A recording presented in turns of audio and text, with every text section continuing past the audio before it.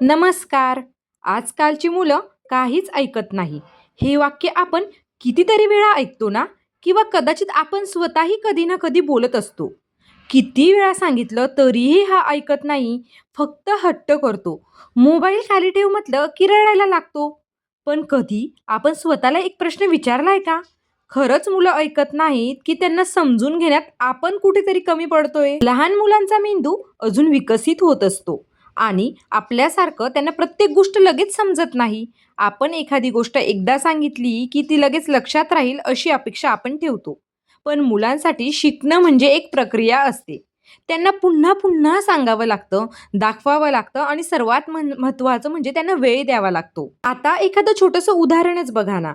आपण मुलांना सांगतो, "ही खेळणी आवरून ठेव." पण त्याच वेळी आपण स्वतः मोबाईलमध्ये मात्र व्यस्त असतो. मुलं आपल्याला शब्दापेक्षा आपल्या कृतीकडून जास्त शिकत असतात आणि आपण जे करतो तेच ते पाहतात आणि अनुकरण करतात. म्हणूनच मुलांचं वागणं अनेकदा आपल्या वागण्याचं प्रतिबिंब असतं. अजून एक गोष्ट, ती म्हणजे जेव्हा मुलं हट्ट करतात किंवा ऐकत नाही, तेव्हा अनेकदा त्यामागे काहीतरी भावना लपलेल्या असतात. त्यांना आपलं लक्ष हवं असतं, त्यांना आपला वेळ हवा असतो किंवा कदाचित त्यांना त्यांचं म्हणणं ऐकून घेणारं कोणीतरी हवं असतं. पण आपण त्या वागण्याकडे फक्त हट्ट म्हणून पाहतो आणि मग रागावतो. विचार करा, दिवसभराच्या धावपळीत आपण मुलांसोबत किती वेळ मनापासून घालवतो किंवा त्यांच्याशी बोलतो किंवा त्यांच्यासोबत आपण खेळतो. किती वेळ त्यांच्या डोळ्यात पाहून त्यांचं म्हणणं आपण ऐकून घेतो.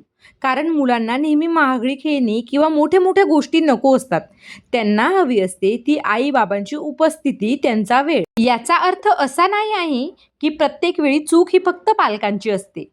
मुलांना शिस्त शिकवणं खूप गरजेचं आहे. पण शिस्त आणि ओरडणं यामध्ये खूप मोठा फरक आहे.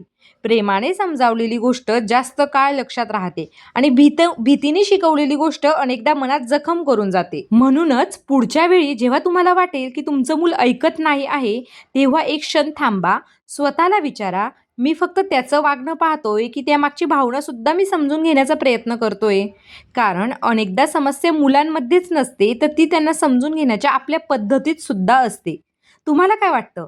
आजची मुलं खरंच ऐकत नाहीत, की त्यांना जास्त समजून घेण्याची गरज आहे? तुमचं मत कमेंटमध्ये नक्की सांगा.